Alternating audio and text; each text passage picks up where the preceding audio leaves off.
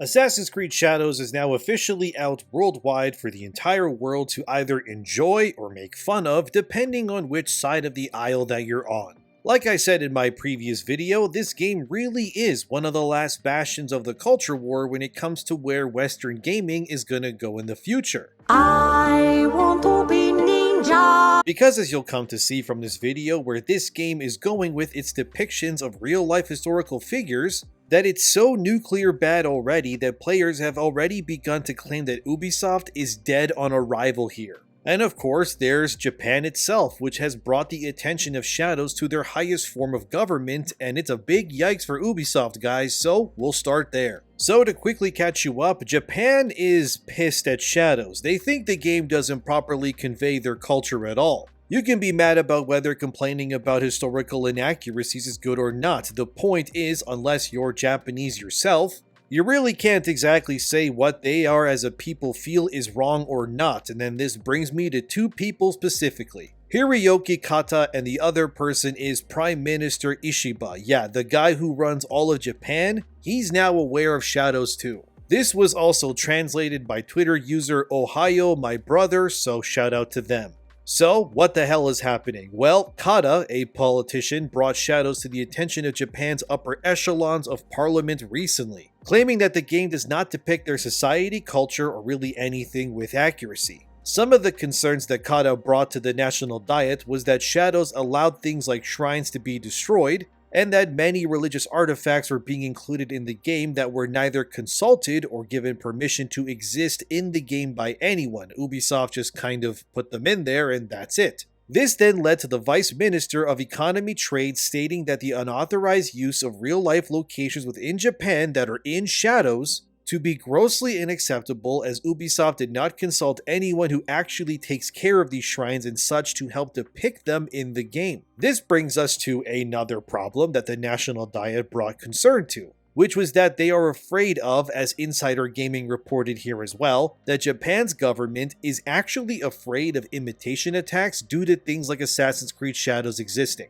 So what do they mean by that? Well, as Hiroyuki Nata, the guy who initially brought this to the attention of Japanese government, said himself about this, in the game, the samurai protagonist smashes drums, sacred mirrors, and altars inside the worship hall of a shrine that appears under its real name. He slashes at people who appear to be priests, shoots arrows, and engages in other violent mayhem. When I asked the chief priest, he said that the game company had not contacted the shrine to ask for permission to use the name. The issue is that Japan's government is worried that if people who are stalwart defenders of things like disrespecting the culture of other nations, which is a big problem by the way, it's called tourist pollution if you need an exact term to describe it, it pretty much is a problem that many Asian countries have had to deal with for a while now. A high-profile version of this tourist pollution is Johnny Somali, who I don't really need to explain, but I'm sure you know all about him, and now he's been charged with crimes and attacking locals and more for pretty much causing havoc and mayhem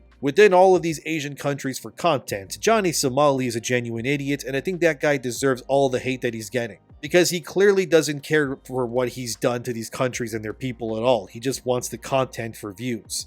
And let's not forget that at least when this video does come out, that currently there is an alarming string of imitation attacks on Tesla products as well. We're talking about whole cars that are being keyed or damaged or downright burned down in protest of Elon Musk. So while you might say, oh, it's just a video game or whatever else, you need to realize that if you get enough idiots to believe in something, they will act in moronic ways. Now, will Ubisoft sue those people who could perform these imitation attacks, or is it only harassment if it affects their employees? We know the answer, but anyway, the Prime Minister of Japan said this as well. It is absolutely unacceptable to graffiti a shrine. It is nothing but an insult to the country. It is natural to have respect for the culture and religion of a country. And I think it is important to send out the message that we will not tolerate any behavior that does not respect the culture and religion of a country and will not tolerate it.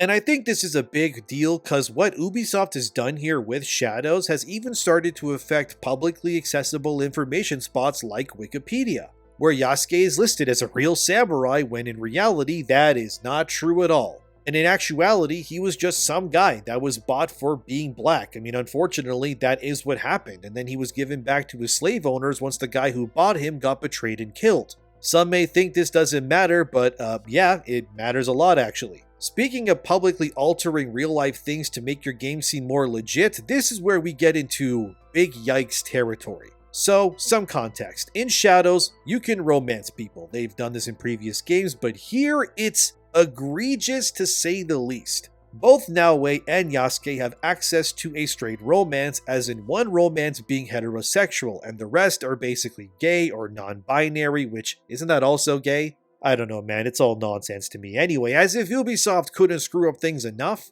it actually turns out that Yasuke's main love interest, as in his canon love interest, because yes, there's actually a mode in-game that you can turn on that automatically selects what Ubisoft considers to be the right choices for each character pretty much. Anyway, Yasuke's canon choice for romance is none other than Lady Oichi, which is, oh man, okay, where do we even begin with this? So, even more context for people that don't know, Lady Oichi, I'm probably saying her name wrong, I apologize, was the younger sister of Oda Nobunaga, the same guy who bought Yasuke in real life and then paraded him around as a pet to his friends. That's real, look it up. Oichi has appeared in many other video games too. Here she is in Nioh 2, for example, as a character, and here she is as well in Samurai Warriors. That's the Japanese spin-off series from the Dynasty Warriors developers. Lady Oichi was widely considered to be one of the most beautiful women in Japan when she was alive during that time. She was what can only be described as a real-life princess pretty much. We're talking elegant, beautiful, strong, compassionate, and loved by her people. Oda Nobunaga even once said, according to historical records, that if Oichi was born a man, she would have been an excellent warrior. She lived to be around 35 or 36 years old before she died. Oichi did die alongside her husband, a lord, when their castle was sieged by rival forces. She also sent her 3 daughters, who all ended up becoming prominent historical figures in their own right in Japan's history, away from the castle to live on in her name. Oichi was, as you can see, an extremely loyal woman who was devoted to her husband Shibata Katsui. Oichi did also have a husband before Katsui, and that other guy's name was Azai Nagamasa, who died very early in his life, around age 26 or 27. Regardless, Oichi was devoted to her husband, and like I said, was historically recorded to have sacrificed herself to save her children and die with her beloved. This woman is apparently the canon love interest of Yasuke, if you can believe it. And you're probably wondering, how the hell is she the canon love interest of Yasuke if she dies with her husband? Well, it turns out in the game she likes Yasuke more than her own husband in secret and basically cheats on him repeatedly to keep Yasuke close to her cause he's the real man that she really wants. Forget about history, don't believe me? Well, here's their romance scene, please watch.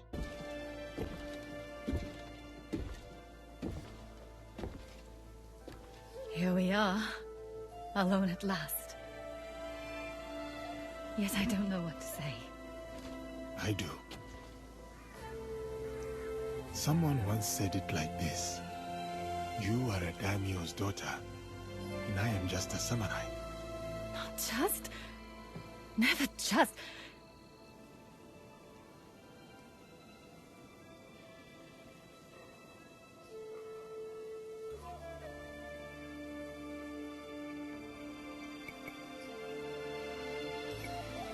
Lady Oichi, I have learned something in my battles. Time is a veil. Tomorrow is an illusion. And all we have left is here and now.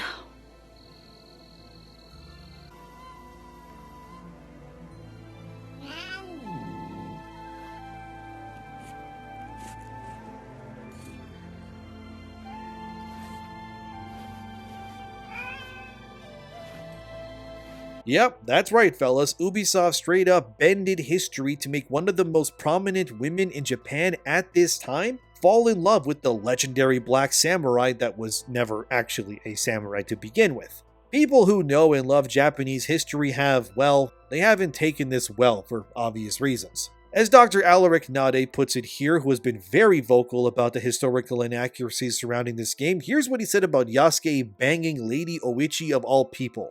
Ubisoft portrays Oichi as being sexually interested in Yasuke even though she was already married. This is ridiculous. Furthermore, Yasuke refers to himself as just a samurai, which makes it seem as though samurai is not an important position. It also makes him extremely disrespectful and ungrateful towards his brother, Oda Nobunaga. Of course, we know Yasuke was not really a samurai. This contradiction is just too much. This is definitely probably one of the more egregious historical reimaginings by Ubisoft. They literally bent space and time to force their black samurai to become the savior of Japan and even make him somehow be able to sleep with pretty much one of the most powerful Japanese women of their time behind her husband's back, by the way, who was also a samurai and a general of war, by the way, too. This is so sacrilegious. If this was even murmured to have happened, Yasuke would have been quartered, dude, straight up. Same with Oichi. Dr. Alaric Nade also had this to say: Lady Oichi is an ancestress of the current emperor, and she was known for being extremely devoted to her husband.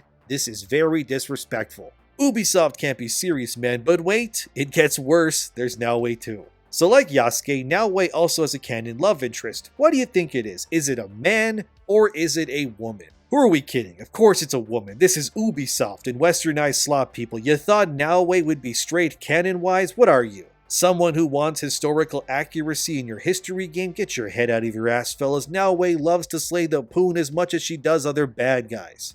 Take chow down to Chinatown. Don't believe me? Here's Naoe making out with Katsuhine. Lust? Lust is a journey of 1,000 steps that begins with a kiss.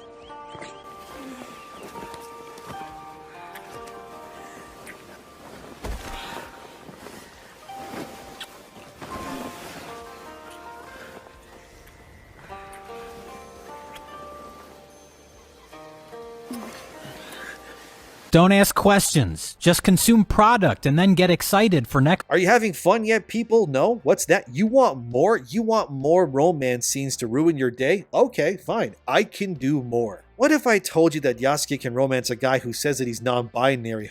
Let me ruin your day even further? Please watch this. I do not think I have ever seen you quite so tongue-tied. Not yet, at least.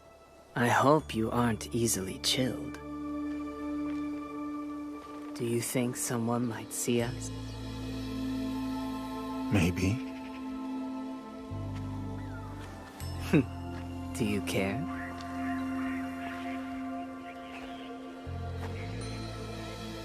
Not at all.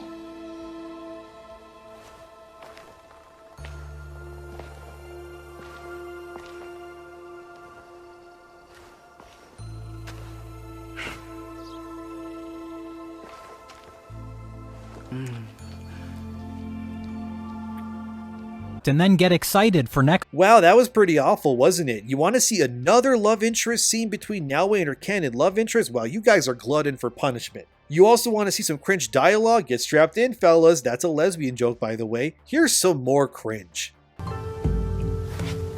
Watch where you point that thing. What's wrong, Igahime? Does my teppo make you nervous?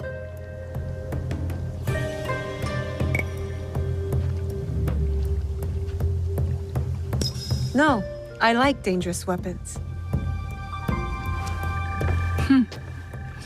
What about dangerous women? Even better.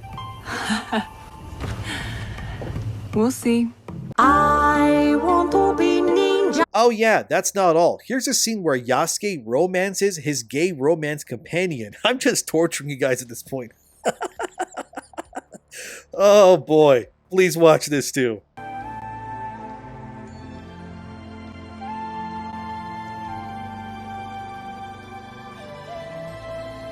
You are more than worthy. And this moment we have shared will be my...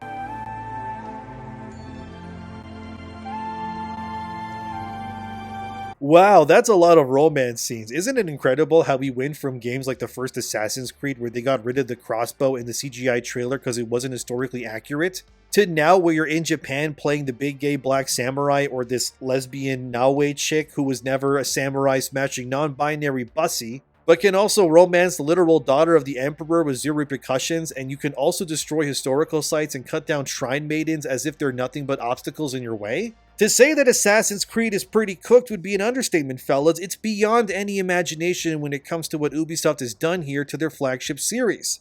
And it's so evidently obvious that they have 100% been infiltrated by woke activists. I reported on so much of this already in the past. My sources told me, man, watch out, they're gonna make Assassin's Creed into a badly written CW show, but people didn't believe me. They said, you lie, there's no way, but lo and behold, as I just subjected you to multiple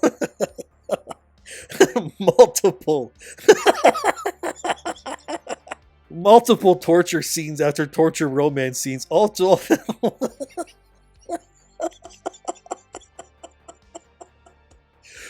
this game is incredible, which was all made and paid by Ubisoft themselves. I'm not kidding, guys. I told you this game was cooked, and now people have no choice but to believe me now. Oh, it's glorious to see. But what can you expect? I mean, Access Media is coping so hard for Shadows, it's kind of crazy.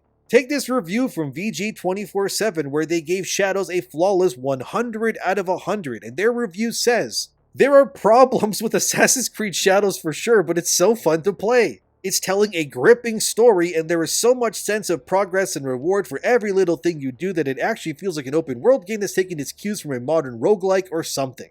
Wow, there are problems with Shadows, but also ignore those guys, it's still perfect. How the hell did you just open your review with there's flaws and then gave it a flawless score? How does that make any sense? The shilling is just off the charts here. How about the fact that many of the reviews failed to tell you that this game has, you guessed it, a battle pass. In your fully priced AAA game, there's an entire battle pass to grind as well. Granted, allegedly this first battle pass is free, but the expectation here is that as content releases for the game, that paid battle passes will become available as well. So you can grind your single player game on a battle pass like it's Fortnite. Also, I was looking at the trophies for the game. Apparently, if your game loses connection to Ubisoft servers, it stops tracking trophies, and no, I'm not kidding you.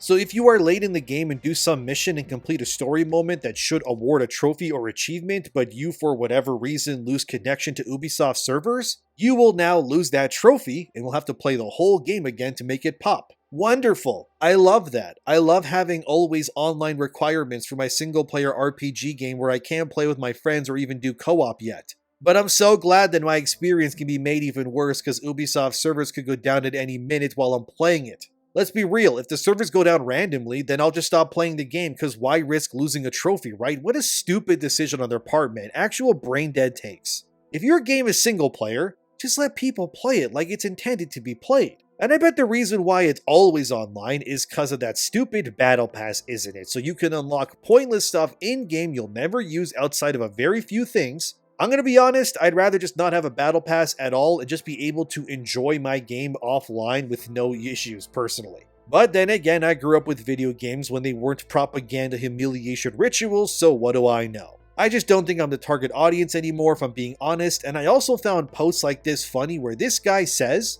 that the incel edition of Shadows would star a hot Asian woman and a white guy, first of all, based, but this dude unironically self-owned Shadows without realizing it himself. Because in actuality, if Shadows starred William Adams, it would have at least been historically accurate because unlike Yasuke, who did literally nothing, William Adams actually was a foreigner who came to Japan and actually became a real-life samurai and had a home and a Japanese wife and had kids and all of that stuff too. And this has actual historical evidence to back all of this up, unlike Yasuke. By the way, the main character of the first Neo game is based on William Adams too. He was an Englishman that specialized in shipbuilding, astronomy, and naval warfare, and even served in the Royal Navy at that time too. And in 1598, William Adams was hired to lead a fleet of 5 ships to the Far East. The mission wasn't to go to Japan specifically, the mission was kinda just to go find silver and spices from all the other countries they could meet, and then bring them back to Europe. But the expedition was plagued with a ton of disasters, to put it lightly. Eventually, of these 5 ships which were destroyed by the natural might of the sea, only William Adams' ship remained. He ended up being marooned on the coast of Japan and was taken in by the people there. William would then meet Tokugawa Ieyasu, the daimyo of the time who would eventually become shogun. Yeah, the story of the show and book Shogun is based on William Adams arriving in Japan. Anyway, this guy would end up setting up trade routes with Japanese markets and basically connecting the West and East for a time. This all took place, by the way, around 1584-ish and beyond that, but the point is that if William Adams was chosen as Ubisoft's stranger in a strange land, it would have made far more sense for him to become a samurai and actually have a story in Assassin's Creed lore over that of Yasuke. Because unlike Yasuke, who did literally nothing, William Adams actually had cultural impact on Japan at large. For God's sakes, the guy had a mansion that was gifted to him by Ieyasu, who became the shogun at the time. Adams also married a Japanese woman named Oyuki and would have 2 children with her named Joseph and Suzuna. Adams would also remain in Japan for the rest of his life, learning their culture, their language, and serving as a loyal samurai retainer to Ieyasu. Here's a picture of William Adams' ship that still stands as a statue within Hirado, Nagasaki Prefecture, where William Adams lived nearby, obviously way back when. But this is real cultural impact. Adams actually had recorded lore that made sense for him to be the outsider character for a game like Shadows that would actually make sense. But we all know why he wasn't chosen, because 1, he's a white man, so that's a big no-no for Ubisoft these days, and 2, Adams was obviously a straight man who married a woman. Again, a big no-no, because this means we can't have our non-binary and gay romance options in our Ass Creed game. So shout out to Sardot, the gamer who self-owned his own point by trying to get a gacha and proves that he knows absolutely nothing when it comes to Japanese culture or history whatsoever. And that he, alongside other dumbasses, are just morons who will literally eat any DEI slop that is thrown their way cause they're low IQ dummies. If William Adams was in Shadows, literally nobody would argue with his inclusion. Nobody, because you can't refute actual real historical facts. But the fact that they went with Yasuke deliberately is so dumb, it's honestly impressive. It's just incredible how little people know about real life history and instead just spew random nonsense as gotchas. Like, if anyone thinks Yasuke was a superior option to William, you actually have brain damage. And you should have to take a test to show that you're smart enough to make decisions on your own going forward, because the amount of dumbassery in this world is starting to reach levels we once thought were impossible. We got gay black samurais filling the buns of they-them servants in Shadows before Grand Theft Auto 6. That's crazy, dude. Of course, even Hassan Piker, the terrorist lover who is a champagne socialist and lives in $1 million home but wants you to eat the rich yet complains when he's taxed for his money, decided to open his stupid mouth on Shadows, where he said this on social media. The wildest meta online is content creators of every political background running targeted harassment operations in the ways that anonymous online forums used to, and masquerading it as accountability. Sending death threats to devs is not accountability. You should self-reflect. It's hilarious that Hassan Piker, of all people, is trying to paint the Shadows controversy in some virtuous way, and nobody I've seen has sent any death threats to any devs. He's just saying that. It's also funny because Hassan was recently banned, although briefly, for literally trying to gaslight his viewer base into killing a Republican politician because he disagreed with his views, and no, I'm not kidding. So anyone who thinks that Hassan Piker is somehow good for online discourse is just funny to me. The guy is the biggest hypocrite of all. And if we all acted like Hassan wanted us to, we would all be trying to kill developers the same way he gaslights people into doing while also playing literal terrorist propaganda to brainwash his fan base into becoming bigger extremists that I can't even show on YouTube. The point here is that I always love it when the moral compass of these types gets challenged by things like this, because they always show their true colors before long, and then prove exactly why they should not be trusted with even an iota of power, and the entire discourse surrounding not only Shadows, but even the Tesla stuff and more, shows how this rise of Western extremism is being purposely ushered by the very websites and so-called just content creators that are acting virtuous. I've never once told anyone to harass anybody. Not Ubisoft, not any dev, or any other human being. I always tell people to focus their energy on the companies and not the people who work there that can't even make these decisions even if they wanted to. All of this gay romance, non-binary, all the rest of it was decided from the top, not the bottom. And this is the fault of the executives who run Ubisoft that are now trying to mask their own incompetence through gaslighting their developers and trying to push people to attack their developers so they can then use them as an example for their own agenda. This is why I tell all of you to be smart about these things and what you post online, because it doesn't take much for these weirdos to try to pull you down to their level, and it's imperative that you never allow these idiots the satisfaction of it, which is why I always tell you guys to think before you speak and question everything you see. Even what I say, before you take it to heart, look up what I'm saying. Am I lying? Look it up. Was William Adams a real person that was actually in Japan? Go look it up. If I'm lying, don't believe me. I'm not lying, but go check it up anyways.